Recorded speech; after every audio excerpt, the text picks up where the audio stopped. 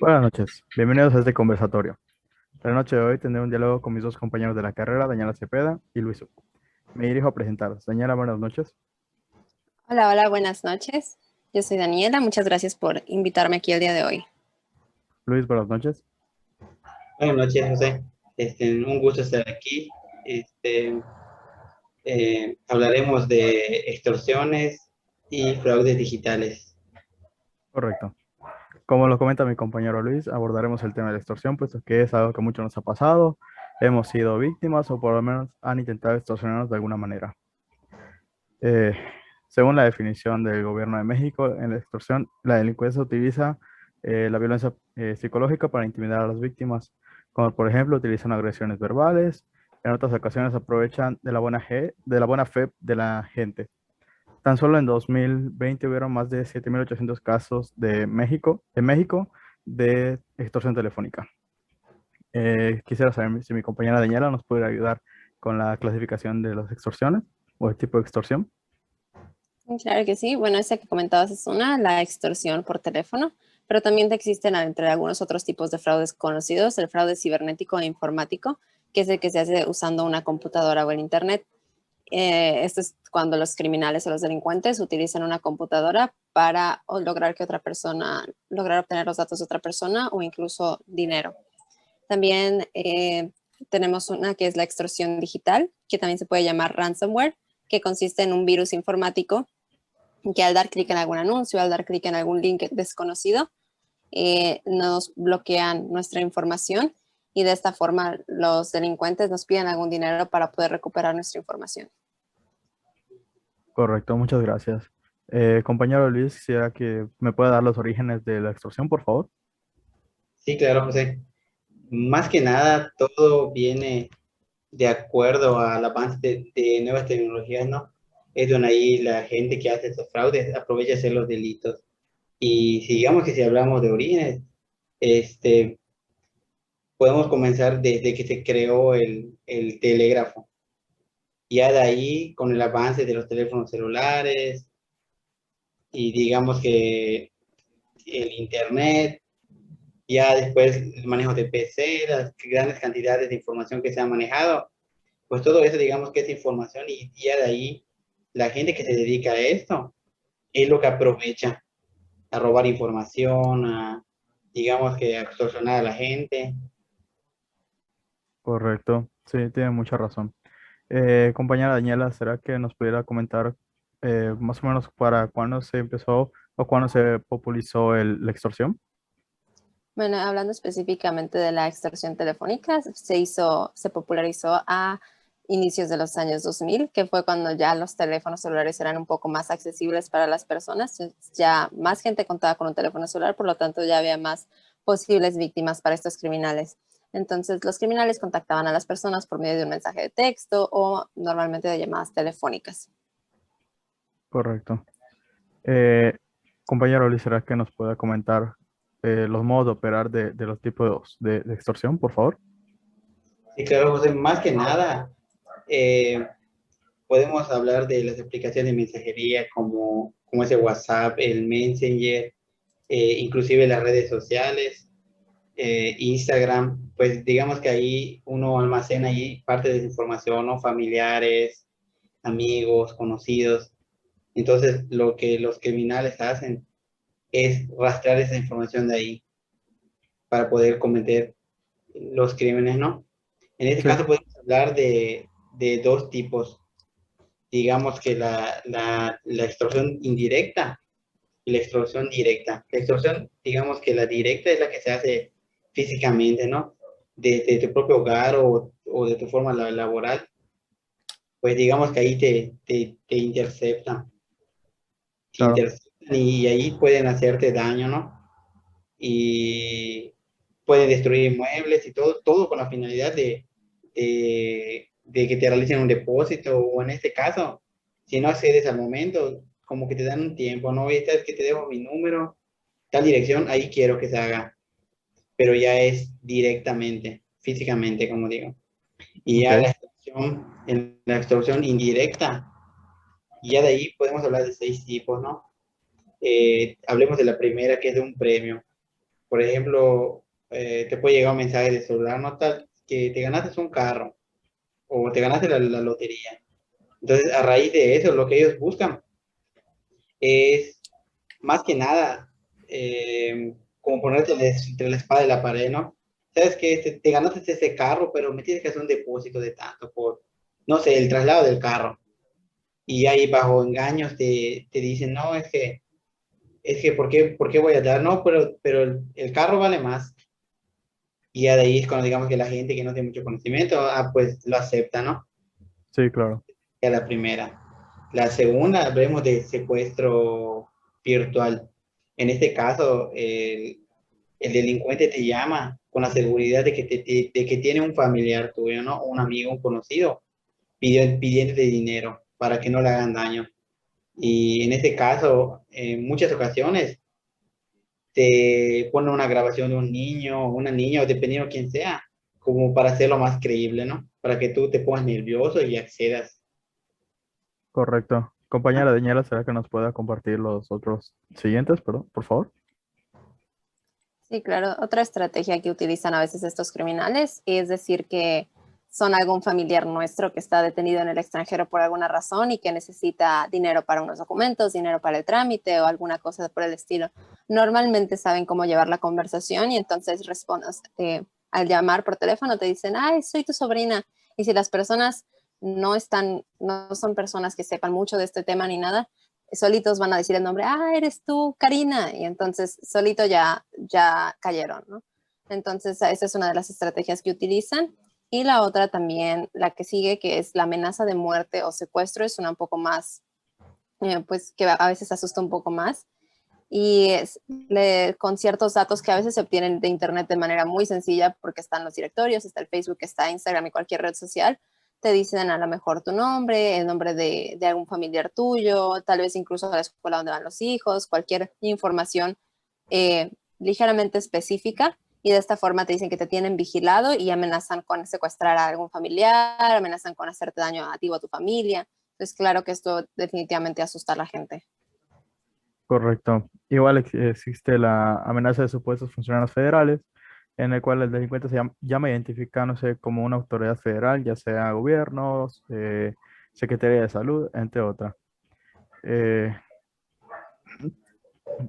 te viene informando más que nada que tiene detenido a un familiar, en el caso de que sea un tipo de policía, con la finalidad en el manejo de buscar una conversación contigo. Más que nada es para sacarte toda la información que tenga de tu familiar o que tienes en una tarjeta de crédito, de débito, para sacarte más que nada el dinero. O la otra sería deudas contraídas. Se llama a un domicilio designado al azar y se informa a quien contesta que es una llamada telefónica de servicio de una institución bancaria o compañía encargada del cobro de cuentas. Lo mismo te llaman y te dicen, oye, fulanito, no sé si te acuerdas, pero debes tanto a Coppel, por así decir. Entonces tú dices, no, ¿cómo va a ser? Que yo nunca saqué nada y te empiezan a sacar información y ahí, en una mala información que es, te pueden llegar a quitar todo el dinero que tengas. Correcto. Compañero Luis, ¿será que nos pueda dar el contexto legal de la extorsión, por favor? Sí, claro, de acuerdo al artículo del Código Penal del 390, eh, eso es considerado como un delito de alto impacto y la pena va de 2 a 8 años, dependiendo del tipo, digamos que de la magnitud que se haya hecho el problema, e inclusive hasta multas de 45 o 60 días de multa. Más que nada, dependiendo si se lo haces a un funcionario de gobierno o alguien del ejército, como que sí varía ese punto. Correcto. Compañera Daniela, ¿será que nos puede dar un poco de información sobre la situación de México al respecto de la extorsión? Sí, claro. Bueno, en el país se realizan 6 millones de extorsiones. 90% son telefónicas y solo el 7% se concreta, es decir, solo el 7% de las personas que son víctimas de extorsiones al final sí dan el dinero y pues digamos que caen en la trampa. De cada 5 delitos cometidos, uno es por extorsión, lo que lo hace el segundo delito más común después del asesinato. Eh, y bueno, algunos de los delitos informáticos más comunes son, no vamos a adentrar mucho en ellos porque el tema que hoy nos concierne es la extorsión, pero algunos de los delitos informáticos son el ciberbullying y el sexting, que bueno, con el aumento de la tecnología y todo, cada vez es más común ver que así antes los niños molestaban a un compañero en la escuela, ahora lo hacen de forma digital, mandándoles mensajes acosadores, etcétera, ¿no? Sí, Tenemos la extorsión y el fraude, que es el tema del día de hoy. Y tenemos también el spam, que son los correos basura que nos llegan muy seguido, ¿no? Que si la lotería, que si algún medicamento que no necesitamos, que si cualquier tipo de anuncio o publicidad de cosas que no tienen nada que ver con nosotros. correcto. Tenemos también la piratería, digo, todos conocemos la piratería, la hemos visto en todas partes, películas piratas, discos piratas, literalmente cualquier cosa que existe en original existe en pirata. Y también existe la suplantación de identidad, que es cuando los delincuentes roban información personal, normalmente datos bancarios, pues lo que les interesa es ganar dinero. Esto lo hacen teniendo acceso a tus cuentas de correo, de alguna forma hackeando tu sistema, etcétera. Y por último está el sabotaje, que es un delito bastante común en México, aunque no lo parezca, y busca hackear o conseguir información importante de algún centro de cómputo, como de alguna institución, ¿no? Que tiene mucha información. No tienen mucho éxito, sin embargo, al día hay por lo menos 23,000 intentos de este crimen. Correcto. Compañero Luis, ¿será que nos puede dar la situación en Yucatán, por favor? Sí, claro, José. Pese a una disminución del delito más común del país, digamos que entre los tres estados más, digamos que en donde más es frecuente este delito, es Yucatán, Campeche y Quintana Roo. Y de acuerdo al ejercicio presentado del año 2020, estuvimos con un promedio de 28.4% de los hogares del país, en donde al menos una víctima, o sea, una persona era víctima del delito. Y fue un poquito menos que el 2019, donde fue de 29.2%. Todo eso es de acuerdo a la encuesta nacional de victimización y percepción sobre la seguridad pública, que es la NPV. Correcto. Eh, Quisiera saber si alguno de ustedes tuviera alguna experiencia al respecto de que les haya pasado una extorsión o que conozcan algún familiar o algún pariente, algún amigo que le haya pasado. Compañera Daniela, ¿usted tiene alguna experiencia que nos quisiera contar? Sí, claro, no directamente, pero durante un tiempo mi hermano trabajó en un restaurante y eran personas jóvenes atendiendo y a veces el dueño no estaba. Uno de esos momentos en el que el dueño no estaba, la recepcionista recibió una llamada diciendo que era el contador de su jefe y le pudo decir el nombre de la empresa, el nombre del jefe, todo tenía sentido. Le dijo que estaba retrasado con un pago y que era muy importante que hiciera el pago hoy mismo, o al menos lo que sea que pudiera dar de dinero para poder evitar que las autoridades los penalizaran. Entonces el jefe no estaba, pero ella pues le dijeron que era el contador y todo, entonces enseguida se movió, sacó dinero de la caja, pidió prestado incluso a algunos otros empleados y fue a depositar el dinero. Entonces cuando más tarde llega el jefe y ella le platica el asunto, él le dice que ese ni siquiera es el nombre de su contador, ¿no? Entonces ahí se da cuenta de que fueron víctimas de una extorsión, se hizo un procedimiento, se llamó a la policía, etcétera. Pero creo que una de las cosas claves que hacen que estos crímenes funcionen es como ese sentimiento de presión, el sentir que hay prisa, que algo va a pasar si no se hace. Y entonces, sobre todo cuando no estamos tan familiarizados con las estrategias, es más fácil caer. Correcto, sí, tiene mucha razón. Compañero Luis, ¿usted tuviera alguna experiencia personal o algo que nos quisiera contar? Sí, claro, directamente, o sea, no me pasó directo a mí, pero digamos que a un familiar cercano, en este caso, mi mamá, ¿no? Este, todo comenzó, más que nada, veo que todo inicia desde la necesidad, ¿no? Entonces, eh, digamos que tenían embargada mi casa, bueno, la casa de mis padres, ¿no? Entonces sí necesitaban dinero para poder recuperar el documento. Entonces, digamos que no tenía muchas opciones donde prestado que ya habían prestado y de la nada les llegó un correo, ¿no? Que una supuesta financiera que le podía dar hasta un monto máximo de 50,000 pesos, ¿no? Sí, Ya, ya de ahí, digamos que mordieron el anzuelo, ¿no? Comenzaron bueno, digamos que a comunicarse con ellos, ¿no? Y le mandaron Ok. su puesta de documentación y todo, que comenzaron a llenar. El primer paso fue, digamos que, como te comentaba, digamos que 1,000 pesos, ¿no? Que por el trámite. Ya Sí. después, a la siguiente pasó lo mismo. Digamos que ya ahora pidieron 3,000 pesos, ¿no? Que porque supuestamente había más gente involucrada, ¿no? Para llenar un grupo y todo eso. O sea, más que nada, digamos que buscan la forma de cómo engañarte para que tú vayas accediendo, ¿no? Y por cada paso el depósito incrementó más. En ese tiempo, yo no estaba con ellos así físicamente, porque me iba en el trabajo y todo, pero cuando yo vine me comentaron, y el próximo depósito era de 5,000 pesos, ¿no? Ya me comentaron y todo, yo igual lo vi raro, ¿no? Más que nada porque se manejaba todo con firmas digitales, ¿no? Y más que nada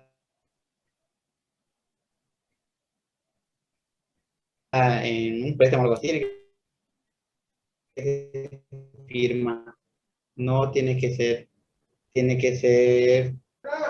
eh, Sí, creo que compañero. con Sigue con nosotros.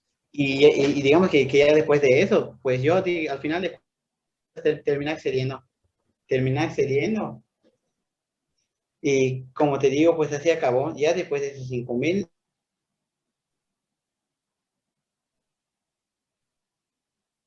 ya estaban pidiendo 1,000 después y ya después de eso ya puedo concretar y Ok, correcto. Tuvo un poco de problemas con la conexión del compañero, pero no hay ningún problema, se le entendió aún así. Eh, Básicamente sí fueron víctimas de una extorsión. O sea, lamentablemente. Eh, yo igual tengo una experiencia personal en la cual hace no más de un mes recibí una llamada de una supuesta entidad federativa, eh, identificándose como si fuera de la Marina o del gobierno en sí, policía, más que nada.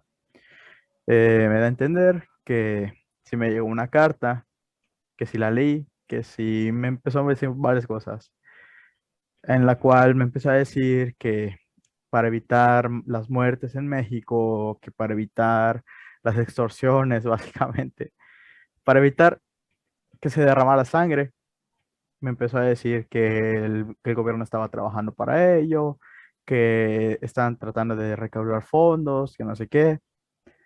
Claramente se dio cuenta de que yo no iba a caer en eso, porque ya me había pasado más de una vez que me llamaban, tal vez no de esta forma, pero sí que me hablaba un supuesto contador para el negocio, que me llamaban de la Secretaría de Salud, entre otros. Entonces yo tenía una cierta idea de qué es lo que podría pasar. Esta persona se dio cuenta de que no iba a poder extorsionarme y mejor optó por la violencia psicológica, diciéndome que venía de un cártel, que me tenían vigilado, que me iban a matar, que entre otras cosas. Él se dio cuenta que no iba a poder seguir conmigo. Agarré, simplemente le colgué y procedí a denunciar el número y en sí que me casi fui víctima de una extorsión, ¿no? Correcto.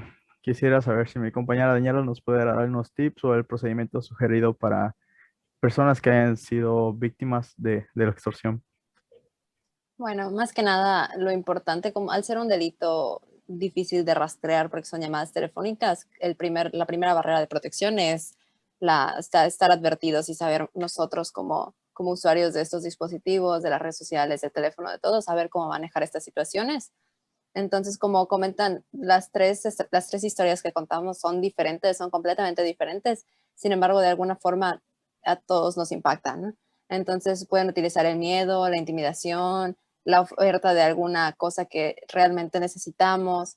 Entonces, es importante, en caso de llamadas telefónicas, sí estar familiarizado con las estrategias que existen, porque de esta forma no nos toman por sorpresa, ¿no? A lo mejor todos estamos preparados para la extorsión en la que nos amenazan con tener secuestrado a alguno de nuestros familiares, pero no sabíamos que podían amenazarnos como lo hicieron con el compañero José, ¿no? Entonces, son cuestiones diferentes que es importante que conozcamos. También podemos revisar un número telefónico en Internet si nos parece que viene de procedencia dudosa. y es importante también no proporcionar datos bajo ninguna circunstancia, incluso si no estamos seguros. A veces puede que sea una llamada real, pero si no tenemos la seguridad, mejor nosotros nos comunicamos con la persona o con la institución que supuestamente nos está llamando.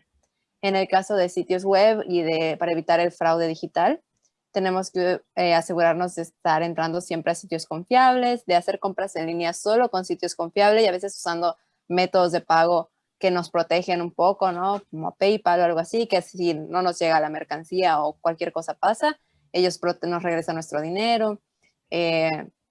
Debemos asegurarnos de nunca dar datos personales a sitios sospechosos, de preferencia no dar datos personales, pero a veces sí te los piden para poder hacer compras. Sin embargo, buscar siempre cuestiones de seguridad, buscar recomendaciones en Internet, si la gente usa esta página. A veces incluso en Internet encuentras denuncias de páginas que ya han cometido fraude. Entonces, con un poquito de investigación es un problema que podríamos evitar. Correcto. Compañero Luis, ¿será que usted nos pudiera decir cómo identificar una llamada de extorsión? Y aparte de eso, cómo denunciar, que es muy importante el saber el cómo actuar después de ser víctima o de, o de que nos hayan intentado extorsionar. Sí, bueno, más que nada, digamos, el cómo actuar, ¿no? Hay que tener la calma, hay que estar en calma siempre, porque, y más que nada estar alerta de cómo, digamos, de cómo te está hablando la persona, porque si la persona realmente lo que busca es dinero, va a tratar de buscar la forma de que tú accedas, y es cuando tú te tienes que dar cuenta, ah, no, esta persona me está pidiendo dinero, ¿no? Más que nada ahí lo puedes identificar. Igual, pues, igual, de otra forma, igual podemos buscar, digamos, la agenda telefónica, ¿no? Algún número raro, o sea, si lo ves raro, o sea, más que nada, ¿por qué te está marcando ese número? Y ahí pensar, o sea, que algo está pasando. Sí, de hecho, más que nada yo pienso que, porque la mayoría de los números de los que, donde viene o proviene una extorsión, ni siquiera son locales, son más que nada o nacionales o extranjeros. Por ejemplo, un número, un 55, o sea, tú mismo sabes que ni siquiera es un número de acá, pero sin embargo, no sé si porque nos entra la duda o porque no sabemos, terminamos contestando, ¿no? Así es muy fácil caer en este tipo de estrategias. A veces no tenemos la información completa o contestas tan rápido que ni siquiera te fijas en qué número era el que estaba llamando. Sí, correcto. Eh, para toda la gente, si tiene alguna duda sobre este delito y sus variantes, puede acercarse a las autoridades. Recuerda que tienen apoyo disponible las 24 horas a través del número telefónico 088 y a través de la cuenta de Twitter de la policía, que es @seac_scp México, o a través de la aplicación PF Móvil, en la cual siempre y 24 horas hay ayuda para cualquier persona, para que tú denuncies ese número, para que no seas una víctima más. Eh, ¿Algunas conclusiones que quisieran dar, compañeros? Compañera Daniela.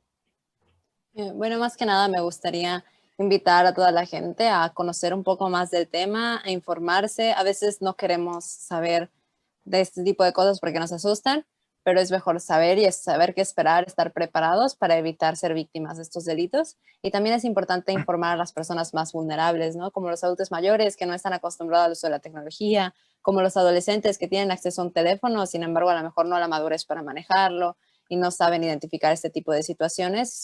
De esta forma, podrían terminar metiendo en problemas a toda la familia. Correcto. Compañero Luis, ¿tiene alguna conclusión o opinión que quisiera dar del tema? Sí, más que nada, como dice Daniela, el conocimiento es poder. En la actualidad ahorita todo se mueve en tecnología, hasta desde una transacción, desde una compra.